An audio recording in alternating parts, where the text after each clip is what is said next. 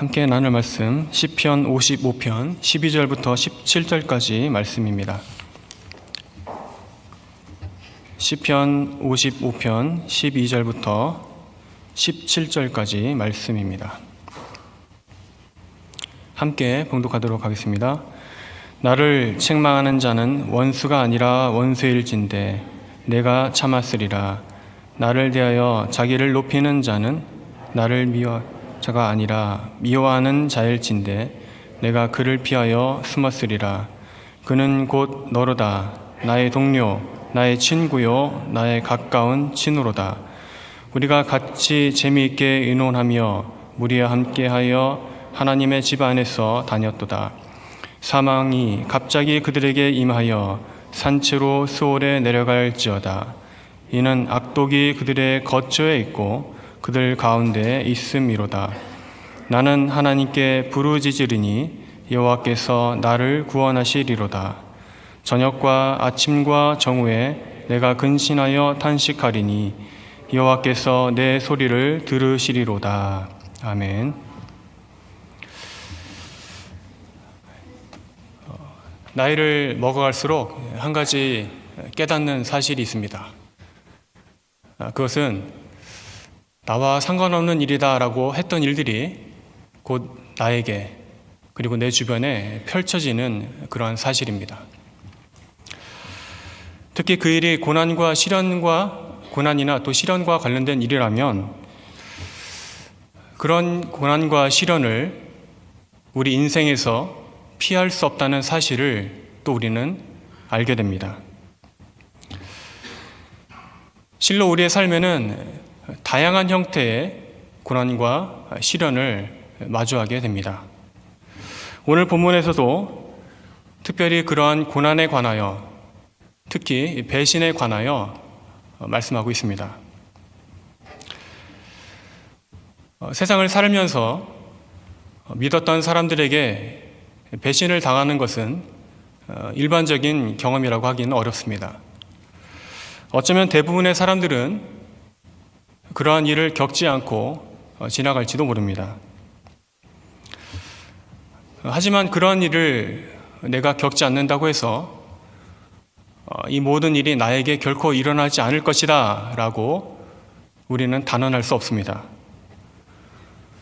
또 그렇기 때문에 이러한 성경 말씀들이 나와 상관없는 말씀이다 라고 또 그렇게 말할 수도 없습니다.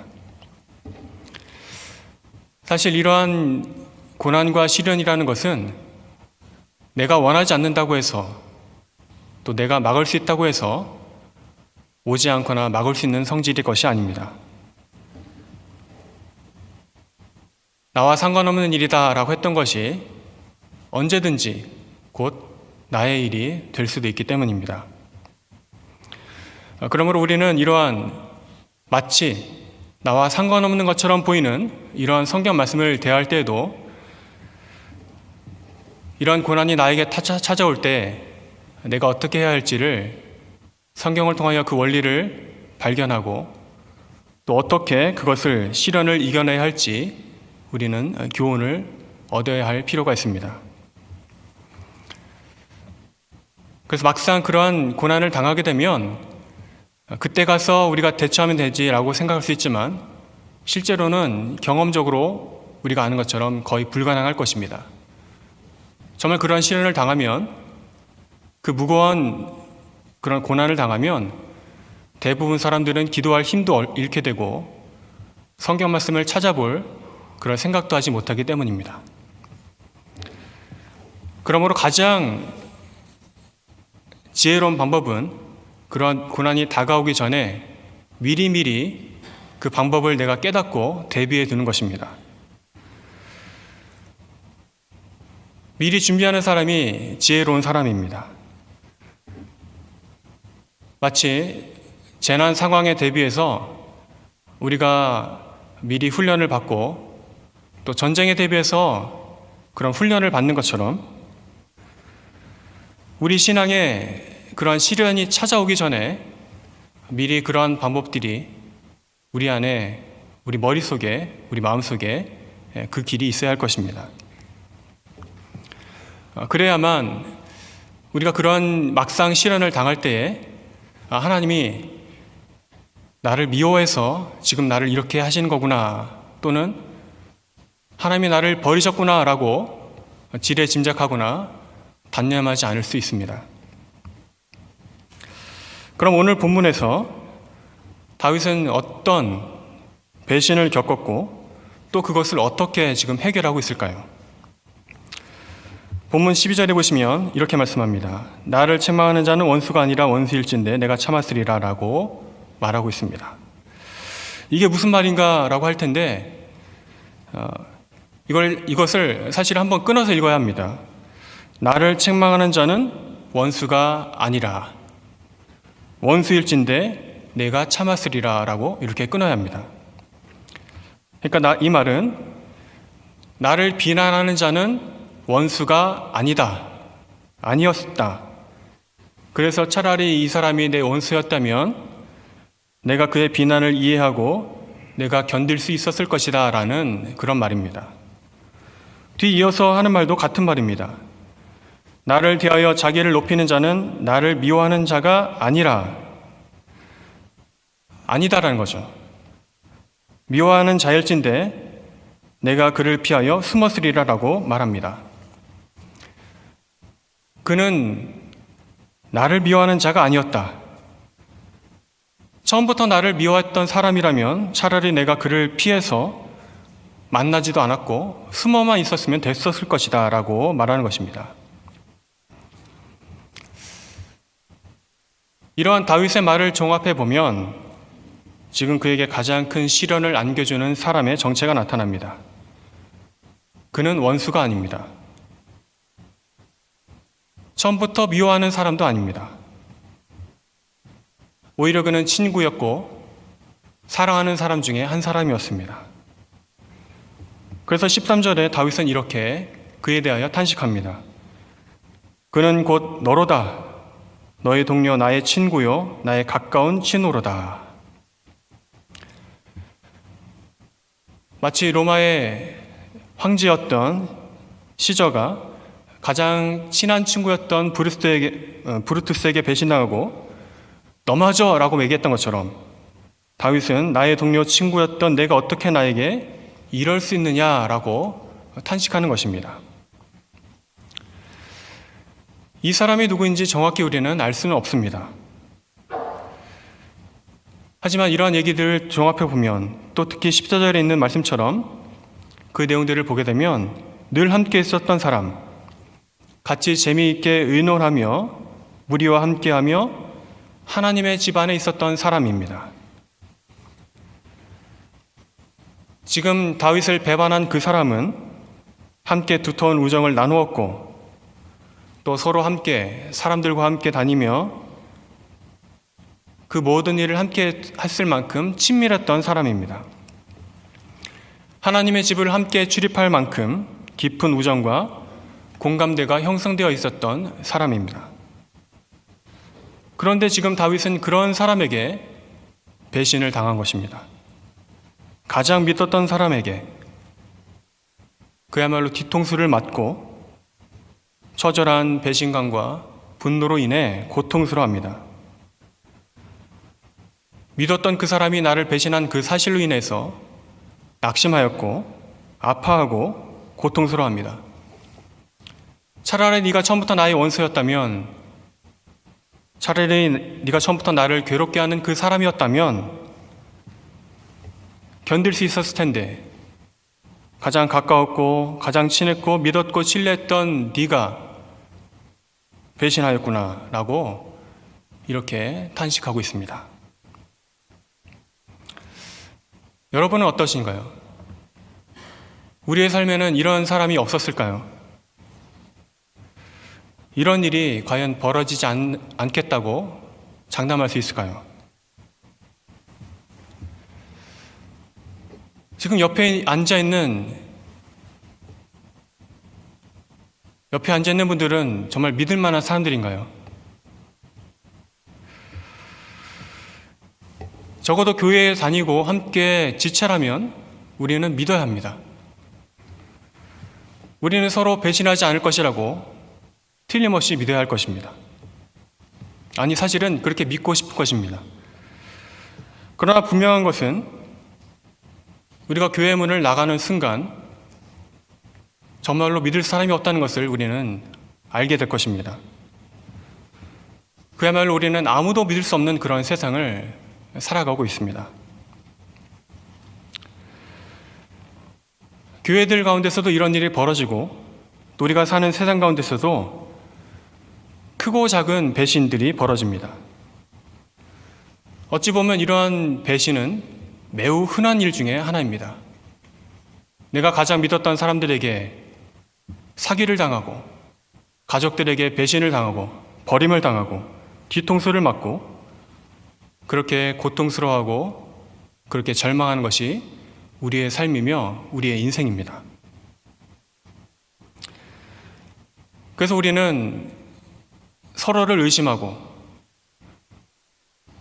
서로를 오히려 이용하고 때로는 세상 사람들을 향하여 분노의 치를 떨고 또 그것을 되갚아주겠다고 복수의 칼을 갈고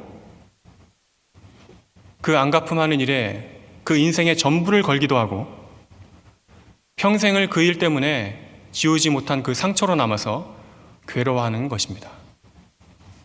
그게 우리의 삶이며 인생의 모습입니다. 다윗 역시도 지금 크게 분노하고 있는 모습을 우리는 볼 수 있습니다. 그래서 다윗은 지금 그 사람을 향하여 저주하고 있습니다. 15절에 보시면 이렇게 말합니다. 사망이 갑자기 그들에게 임하여 산채로 스올에 내려갈지어다. 이는 악독이 그들의 거처에 있고 그들 가운데 있음이로다. 산채로 스올에 내려간다. 살아있는 채로 지옥에 떨어져라, 이런 말입니다. 그들이 거할 곳은 그의 처소는 사망이며 죽음이다. 굉장히 심한 말을 한 것입니다. 만약 여러분 중에 한 사람이 배신한 사람이 나타난다고 해서 그 사람을 향해서 흔히 세상 사람들이 하는 말처럼 지옥에나 떨어져라 라고 한다면 그것은 가장 최대, 가장 극심한 그런 비난이고 저주라고 할 수 있습니다. 그런데 이 다윗의 저주는 우리가 하는 저주와 같다고 할 수는 없습니다. 본문에 나타난 다윗의 이러한 분노와 저주를 그렇게 단순하게 인간적인 저주다, 그렇게 말하면 안 됩니다. 오히려 이 말씀은 우리 인간적인 저주의 차원이 아니라 하나님 차원의 예언에 가깝기 때문입니다.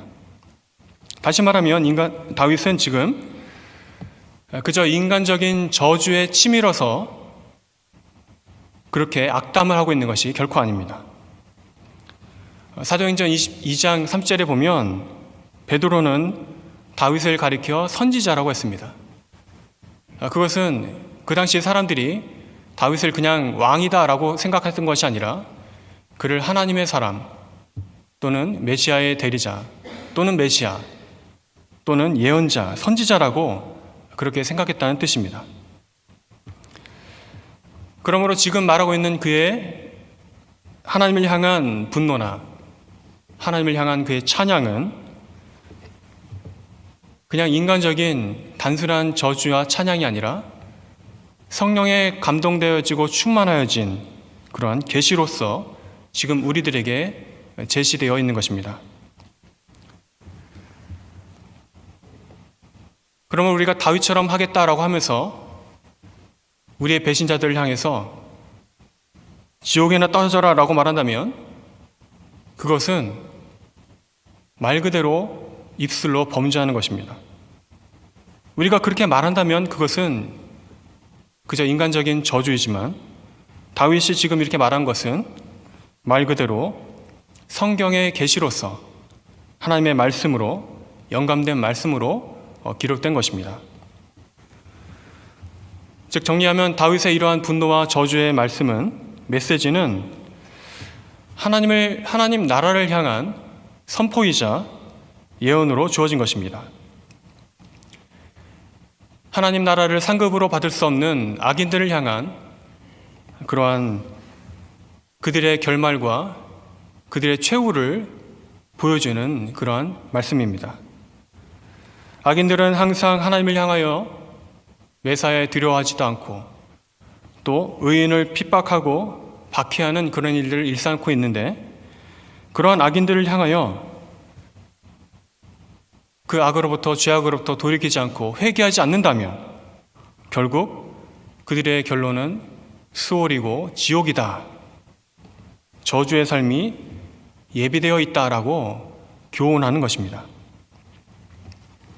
따라서 우리는 다윗처럼 이렇게 똑같이 저주해서는 안 되고, 오히려 우리가 주목하고 지켜봐야 할 말씀은 그 다음 16절의 말씀이라고 할 수 있습니다. 고난을 어떻게 이겨내야 할지를 우리는 더욱더 관심을 가져야 합니다.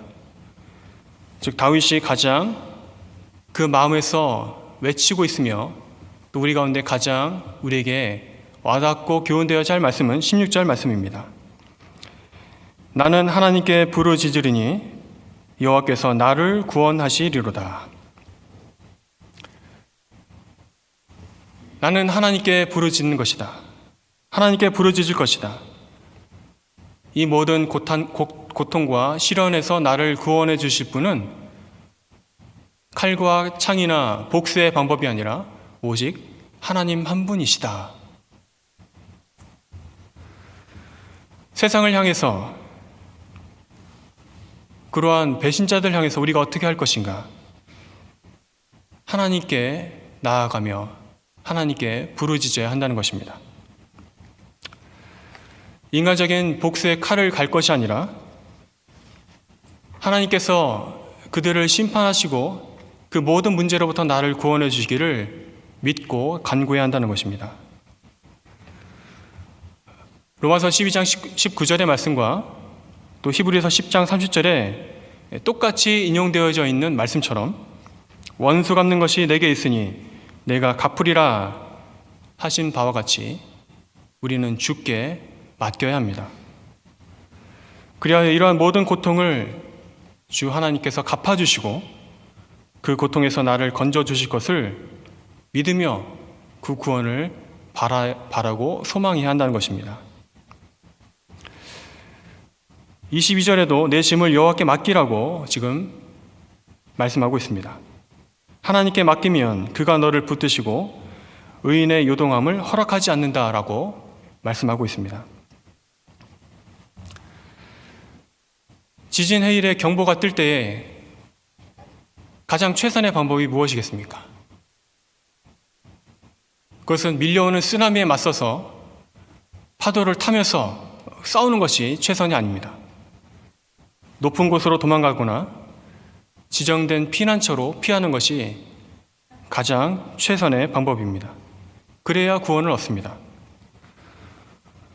마찬가지로 나의 가장 고통스러운 일들과 시련과 그런 고난이 찾아올 때에 그것을 맞서 싸우고 인간적인 방법으로 해결하는 것이 능사가 결코 아닙니다. 하나님께 나의 가장 고통스럽고 아픈 것을 맡겨 드려야 합니다. 이것이 고난 가운데 고난에 처했을 때에 우리가 할 수 있는 가장 최선의 방법이 될 것입니다. 하나님께 맡기고 마귀와 싸워서 그것을 이겨내야 할 것입니다. 주께 맡길 때 우리는 주님의 구원을 보게 될 것입니다. 또 한 가지 알아야 할 중요한 사실이 있습니다. 그것은 우리가 당하는 모든 형태의 고난들, 고통과 시련들, 이것은 실상 예수님이 이미 다 겪으시고 아신다는 사실입니다. 다윗이 오늘 배신을 당하여 고통스럽다고 이렇게 외치는 것처럼 예수님은 가장 가까운 사람에게, 인간에게 배신을 당하셨습니다. 존귀 영광과 찬송을 받으시 합당하신 하나님의 아들이신 예수 그리스도께서 이 땅에 낮고 천한 모습으로 오셔서 갖은 모욕과 조롱을 당하셨습니다. 이스라엘의 왕으로 오셨지만 이스라엘 사람들의 그들에게 버림을 받으셨고, 또한 가장 믿고 신뢰했던 12 제자 중에 한 사람이었던 가룟 유다에게 주님은 배신을 당하셨습니다. 가장 믿을 수 있었고 가장 신뢰할 만한 12 제자 중에 한 사람이었던 가룟 유다에게 당한 그러한 결정적인 배신 때문에 예수님은 그 12 제자만 아는 동산에 거기서 체포당하셨고 결국 십자가에 달려 죽으셨습니다. 우리가 어찌 그러한 예수님의 고통과 슬픔을 다 헤아릴 수 있겠습니까? 하지만 예수님께서는 이러한 모든 것들을 우리의 구원을 위해서, 우리를 사랑하시기 때문에 다 감당하시고 사탄의 모든 계략으로부터 이겨내시고 우리에게 구원을 선물로 주셨습니다. 예수님은 똑같이 복수의 칼을 휘두른 것이 아니라 아버지의 뜻에 맡기며 그리함으로 모든 사탄의 권세로부터 우리를 자유케 하셨습니다. 자신이 감당해야 할 고통임을 아시고 묵묵히 모든 것들을 감당하셨으며 끝내 그분은 승리하셨고 우리에게 승리를 안겨다 주셨습니다. 이것이 예수 그리스도의 방법이었습니다. 그렇습니다. 우리가 고통을 당하고 있다면, 고통이 우리의 삶을 짓누르고 있다면 우리가 할 일은 그 모든 것들을 주님께 맡기는 일입니다. 여러분을 힘들게 하고 배반했던 사람들이 원망스럽다면 주님께 나아가 부르짖어 기도해야 할 것입니다. 그래야 그 시련과 고통 중에 더욱 하나님의 뜻을 발견하고 예수 그리스도를 의지하게 되고 또 사탄이 틈타지 않도록 우리는 깨어 주께 나와 부르짖으며 기도해야 할 것입니다. 주님의 구원을 갈망해야 할 것입니다. 이처럼 예수님만 바라보고 예수 그리스도의 이름으로 인하여 위로를 얻으시기를 바랍니다. 세상의 멸시천대를 당하시고 사람들에게 배신당하고 버림받으신 그분이 나의 고통을 모르시는 것이 아니라 다 알고 계심을 믿으시기를 바랍니다. 우리를 아시고 위로하시는 그 주님만을 의지함으로 나아가 예수님이 2000년 전에 이루신 그 승리가 바로 여러분들의 승리가 되시기를 간절히 바랍니다. 기도하겠습니다. 우리의 모든 슬픔과 고통을 아시는 주님, 우리가 주님께 나아가 더 부르짖어 기도하며 간구하기를 원합니다. 주님께 우리의 모든 짐을 맡기기를 원합니다. 주님을 의지할 때에, 예수 그리스도의 이름을 의지할 때에 우리의 슬픔이 곧 기쁨이 되게 하여 주옵시고 고난을 이겨낼 힘과 위로를 얻게 하여 주옵소서. 예수님 이름으로 기도합나이다. 아멘.